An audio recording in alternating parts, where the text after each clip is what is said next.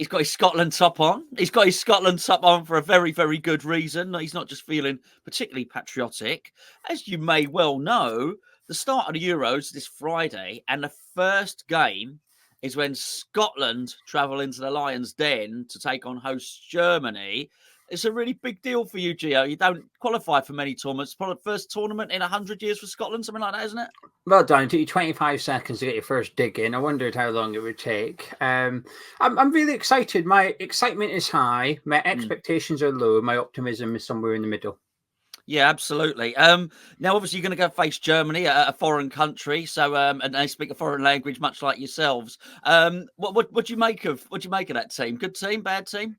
Yeah, one of the favourites for the competition. I think the host country always gets a lift as well. But even taking that out of the equation, I think they've got one of the strongest squads going into the Euros as well. So they're definitely to be feared. But listen, all the expectation is on them. Tony Kroos has been speaking about how they're not going to underestimate Scotland. But I think it's also important they don't underestimate the occasion, because they're expected to win on Friday. We are not. We're just almost like participating as far as the neutrals are concerned. So all the pressure's on them, not just on Friday, but the entire competition. Their fans will rightly be expecting them to be contenders to lift the Euro Championship. So I'm looking forward to it. 48 hours-ish to go when we're recording this, just over 2 days. So excitement is building, Gonzo. I must admit, excitement is building. Are you happy with the squad? What is it 20, 23, 26-man squad? What is 26. It? How many of those 26 are Scotsmen? Next question. Are you pleased with the squads? No. Too many players missing. When we get into the side, I would like to see we're missing our right wing backs. Who are they? Aaron Hickey of Brentford and Nathan Patterson of Everton. So that's our first choice and second choice right wing back. And obviously, when you play the way we do, which is 3 at the back, 2 wing backs, it's a pivotal role. It's really important, and especially because of sort of the role Andy Robertson's given on the other side of the pitch. The right wing back's quite important in terms of knowing when to go forward and when to stay back, because Robertson's gone so far forward. So we get a lot of our attacking play from the width, and it's our weak spot going into this tournament. Our right wing back area is definitely the weakness for us. And if I was Germany, I'd certainly be looking to exploit that, because the other candidates are not up to the international standard as far as I'm concerned, and our centre backs are a bit iffy too. We've got a really good midfield, 2 fantastic left backs. The rest I'm not so keen on, but we are stronger as a team than we are individually, I think. What's he going to do at left back then? What's he going to do? Bearing in mind, you've always said this. He'll play Kieran Tierney left centre back, and Andy Robertson will be left wing back. Okay. And will you play 2 centre backs, or is that 3 centre backs? 3 centre backs. Yeah. He'll probably go Hanley, and the other one's up for grabs at the minute. It'll probably maybe be Henry. I don't want to see Grant Hanley in the team. I've never been a fan of him. Listen, he'll give everything to the shirt. He'll throw him. He's a real warrior, a proper Braveheart, Grant Hanley. I'm not keen on his ability as a player. I would like to see Tierney, probably Henry, although he's made me nervous in the last few internationals, but not really keen on McKenna. He used to play for Nottingham Forest. That's where a lot of you will recognise that name from. And Proteus, I would prefer to see Henry and Proteus for this one, but I think you'll probably go Hanley and Proteus maybe. Okay, what about you mentioned the defence, you mentioned the midfield. Midfield's your best area. You told me that the other day. Why is that? It's 5-4 for Steve Clarke. We've got 5 really good players, but only 4 positions up for grabs, unless he goes curveball and plays Scott McTominay as a false 9, which I don't think he will, and I don't want to see it. I think we've got Callum McGregor of Celtic who will start. Then it's a case of who partners him, and Billy Gilmore is my preferred choice. So I'd like to see him in there alongside McGregor. And we sort of play 2 number 10s, and that'd be McTominay and McGinn. The other person who's played himself right into contention throughout the season is Ryan Christie of Bournemouth. He has had a fantastic season. He's looked good for us in the friendlies when he's come on. And he can play really either of those 4 positions, really, because for Bournemouth, he's been playing slightly deeper. Prior to his move, he's maybe been more of an attacking midfielder, but he's really developed his game in the last 12 months, I feel, with Lewis Cook. for the Cherries. So I think he's put himself into contention through his club form. But I think for this one, I would stick with a tried and tested four for Scotland, which is McGregor, Gilmore, and then McGinn and McTominay, who had that attacking effort when we go forward. And they both scored a lot for Scotland. McTominay scored for fun in the qualifiers as well. So I think that will be our midfield four going into this one. Yeah, well, you've always said, even when West Ham were linked to McTominay, that he's a different player for Scotland than the one you get at Man United, right? He is. He's completely. It's Man United play him in like a double pivot, almost like a number 6 at times, and he's not a defensive midfielder. He's a bit of a box to box man, and he's not the best player in the world. But when he pulls on a Scotland shirt, this is the good thing with this squad is I feel like they'll all give 100%. I've got worries and concerns about form and ability, but I don't have any in regards to attitude, effort, any of that. That will be spot on. Hopefully, we don't approach it too cautiously and play for the draw. But we've beaten Spain, we've beaten Norway in Norway, who obviously had Haaland and Odegaard playing. I mean, Haaland was substituted and we went on to beat them. But we can get big results, and I think that comes as a way of playing as a team. And McTominay, I think, is quite pivotal to the way we play, the way he gets forward, especially when the goals against Norway. We were 1-0 down, and we scored 2 minutes in the last. Scored 2 goals in the last handful of minutes in the game, and he was important in both of those. So this was like the 90th minute, and he was still just running down the middle of the pitch and creating stuff for us. So he'll be crucial to us this campaign. Had a bit of an injury doubt, but I think he'll be okay for Friday. Yeah. What about up front? You got the striker with the most Scottish name, McBurney. If only he was called Morag McBurney, it'd be even more Scottish. Is he playing, or is Shane McAdams going to play? There's no McBurney. So we've got 3 contenders actually. We've got Che Adams, previously of Southampton, currently negotiating with Wolves and Nottingham Forest. He's possibly the one most suited to this game, and that's who I would like to see start, because we're not going to see much. He's not going to see much of the ball. It's going to be a real battle up there where he's going to have to chase long balls down the channels, and I think he's most suited for that role. The other 2 options we've got Shankland, who's the top goal scorer in Scotland, so he knows where the net is. Hasn't done it in a Scotland shirt yet. He hasn't really been given a crack, but he got a start against Finland in the previous friendly, and he scored. I don't think it was his best performance. I don't think he was fantastic, but he got his goal, which is important. He got sort of the man of the match award in the stadium, which I didn't necessarily agree with. But I think it was almost quite a wise thing to do in terms of just getting his confidence up and relaxing him a little bit ahead of the tournament. And then we've got the late call up for Tommy Conway, who West Ham fans will know he scored against us for Bristol City in the FA Cup. Young player, but I really like him, actually. I think he might add something a little bit different and could potentially be our secret weapon for the Euros, actually. If we need a goal, he's somebody I really would not mind seeing coming on.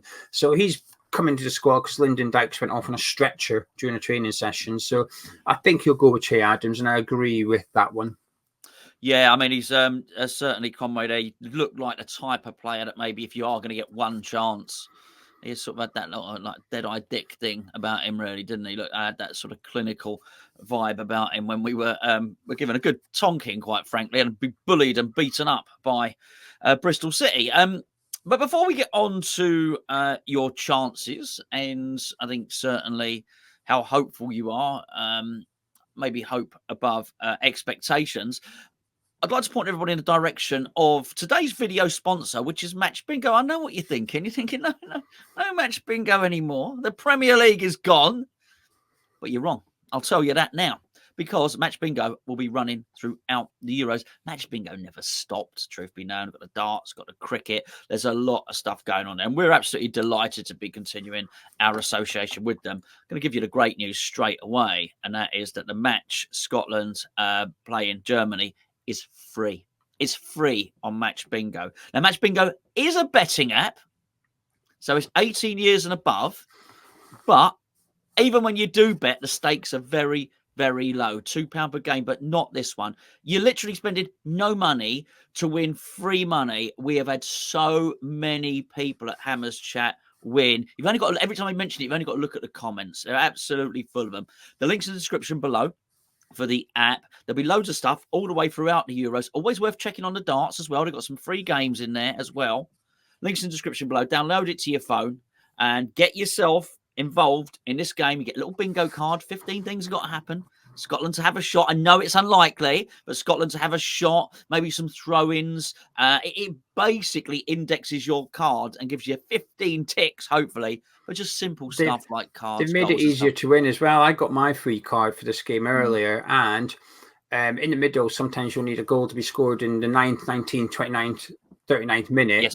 They're giving you 2 minutes now, so you've got 9th and 10th, so it's 9th or 10th minute, 19th or 20th minute. So you've actually they've increased your chances of winning for this game. So get involved, free to download, free to sign up, and this game is free to play as well. Absolutely. You mentioned we spoke the other day about your group. Did you say Hungary and Switzerland? Hungary, Switzerland, and Germany. Yeah. Yeah.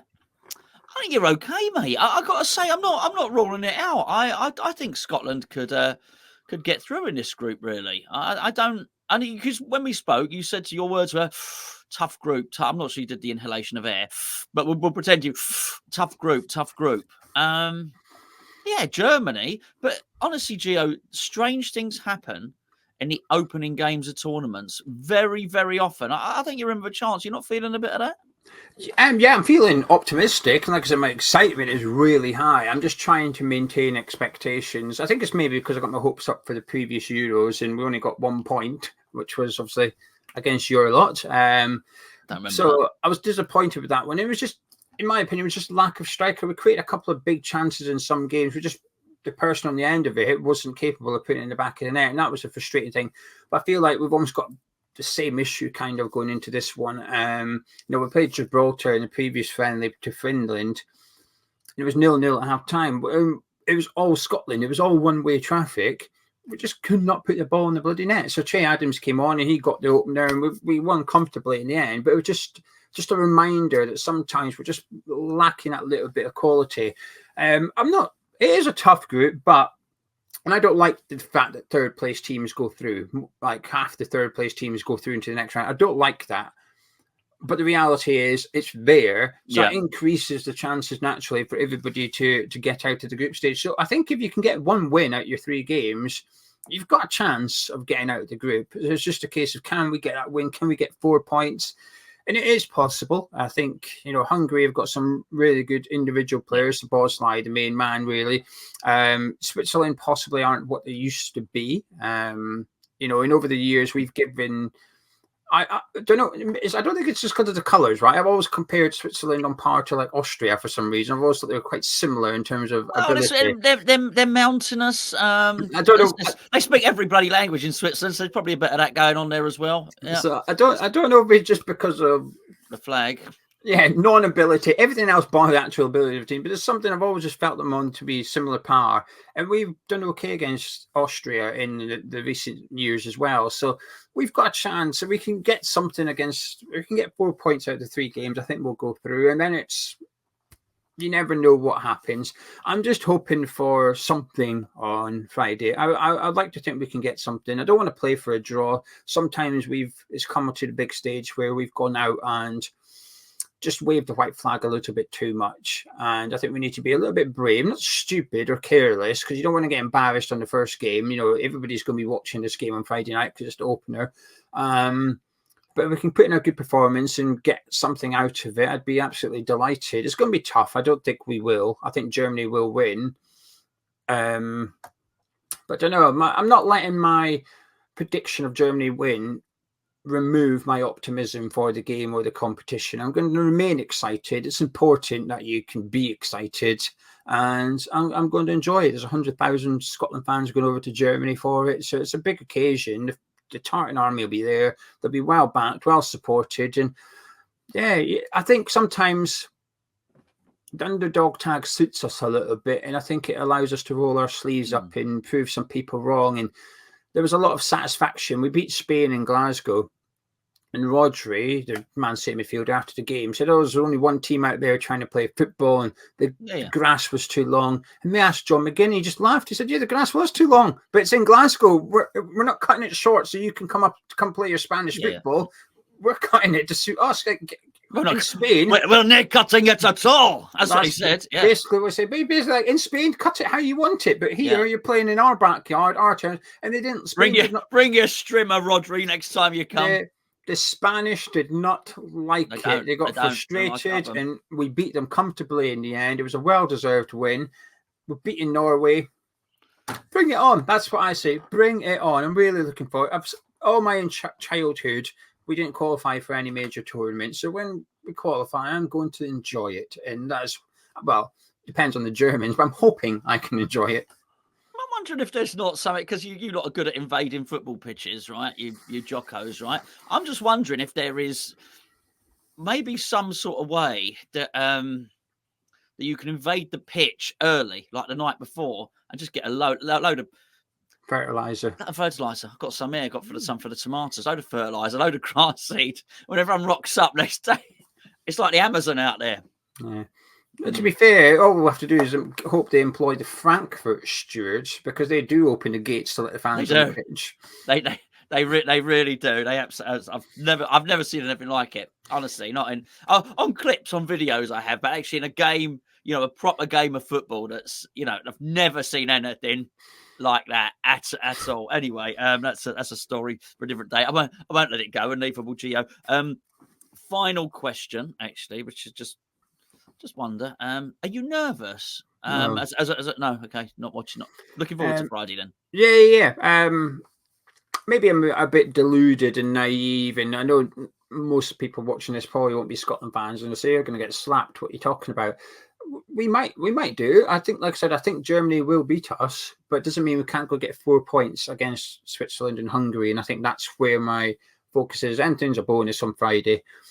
And it puts pressure on the other two, really. We were to get a point against Germany. It's a case of over to you two then. And that game becomes almost pivotal for them to some extent when they play each other in the first game. For those two, they'll be thinking, we need to win because Scotland got a point against Germany.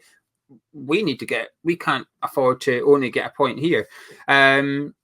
Nervous? Not really. I think I'm more nervous about getting slapped and getting a humiliating, like 3-4-0 defeat or something like that. And it just shatters any confidence in the squad that we've got. I'm hoping that come Saturday morning, the players are still confident that they can get out of the group. And I think that's what I'm nervous about, really. But yeah, I'm looking forward to it. Listen, Germany have got a good team and a good squad, but I don't think they're the same Germany as they used to be. They don't have that. They don't carry that fear factor that they might have done 10 years ago or something. And they've got a lot of good young players in there, like Wirtz and Musala. So there's a lot of good young talent in there. Have you got a good young player? You got someone that's just come through from the under-21s or anything like that? Our best young player is Doak, who's injured. He's at Liverpool, and he got called up for the first time for the senior squad. So he was our sort of, I guess, version of Theo Walcott, I guess. It's like, hey, get this young guy in, and hopefully that's our secret weapon. But he had to withdraw, unfortunately. So we've got good young talent. The problem we've got is some of them hedge their bets and don't commit to Scotland, like Elliot Anderson, who was in our under-21s, got to the senior squad. Newcastle fella, good player. Yeah, and went, I'm injured all of a sudden, thanks. I'll just wait and see if Gareth gives me a call over the next few years. So that's our biggest problem with some people that are eligible for Scotland, play for the youth teams, and then push pause on the international career. Darren Fletcher's kids have done the same, which is disappointing considering he played for Scotland. He's Scottish, yeah. Yeah, but his sons have, I think they've done the same, where they've pushed pause on committing to Scotland. I wonder if there might be at some point a Morgan Gibbs McWaite playing for Scotland. But this is the debate we have as Scotland fans. Should we call up those eligible for Scotland that aren't Scottish? Harvey Barnes is the big one at the minute. It was at the top. We might try and persuade him to commit to Scotland, because then he could have come to the Euros. Basically, say, look, you're not going to get a game for England. You're no way good enough for England, but you're more than good enough for Scotland. So if you switch your allegiance, like our goalkeeper has, Gunn, he's now our goalkeeper, waited a few years for England, didn't get the call up, and pledged his allegiance to But Scotland. his name is Angus, isn't it? Yeah, and He his should father only be able to play for Scotland. With a name like Angus, you can't play for anyone but Scotland. And his father played for Scotland as well. Brian Gunn was Scottish, yeah. But we had to wait for him. And again, there was almost like a little bit of, do we accept him because he waited so long, or do we just have to accept he's our best option and swallow our pride a little bit? It's a difficult conversation, I guess, for Look, England have got an Irishman at the heart of their midfield. We can't comment. Eh? Oh, Declan O'Rice. They're in the middle. He might change again. I don't know if you know. You obviously don't follow your rugby union, but there's a really, really famous English. The record point scorer for England in rugby union is Owen Farrell. And I mean, he's whatever. He's played 100 times. He's scored the most points. And he's like at the end of his career, but now he's considering playing for another international team. It's not like he played once a few years ago. He's played more than anyone. He is honestly the most. He's got the most points he's played for years and years. And yet somehow he's talking that he might see out the next 3 years or something and go and represent whatever. I don't know, Ireland or someone else. I don't know. It's weird. But anyway, listen, mate. I'm rooting for you. I'm rooting for you, believe it or not. People might think that I wouldn't. I'll be there in me kilt and me sporran just a dress, really, to be fair. But I tend to wear that for the football anyway. You just can't see it because the camera stops there. And me dress and me man purse on. I'll be rooting for you. I think you can do it. I really do. I think you can do it. Anyway, it's your video. You can do the outro. Yeah, my score prediction. Do you have a score prediction? I don't really know enough about it. I can see a 1-1 draw. I think strange things happen in opening games of tournaments. Yeah, I was going to say 2-1 Germany. I'd take a point. I don't want to play for one, but I would be delighted with a point because then, like I said, I think then you only need to win one of your remaining 2 games, and maybe even 2 draws will be suffice, but probably not. Because there's a chance that someone else has won a game and they've got a better goal difference. Because if you draw all 3, your goal difference is 0. So there's a chance that someone else have 3 points, but their goal difference will be +1 because they've won one of the games 3-0 and lost their 2 by a goal or something. I like your maths. That's quick thinking. Tune in for more mathematics here. My maths is mathing. So yeah, I think if we can get a draw, I think we'll create 1 or 2 chances. I just hope they fall to the right people. And at the minute, it's probably and only McTominay or McGinn I wanted to land to. And it's wild because you've got a striker, but Che Adams, I'm not sure I would describe him as clinical. Hardworking, certainly. Clinical, maybe not. But McTominay and McGinn are our biggest goal threats for this tournament. And I'm just hoping that between them, they can get a few goals and maybe just one. There's always a player in tournaments, not per country, just one now and again, you get these handful of players that just have the tournament of their life. There's no evidence going into the tournament that they should be one of the best players, but they just turn up and turn it on, and then momentum just keeps them going. And I'm just hoping that one of those can be a Scotland boy, whether it's McGinn, McTominay, Robertson tops its assist charts, which is not unlikely. I think Gilmore have a really good tournament. I think he'll be one player that gets a lot of plaudits for us throughout. So yeah, it's just our defense is just a bit. We didn't trust them, is how I'd word it. So anyway, that's it from us. Thank you very much for joining us. If you've enjoyed this preview, please do drop a like, comment by clicking thumbs up, subscribe to Hammers Chat. Myself and Gonzo, but we will catch you up on later in the week with our England preview. Catch you then.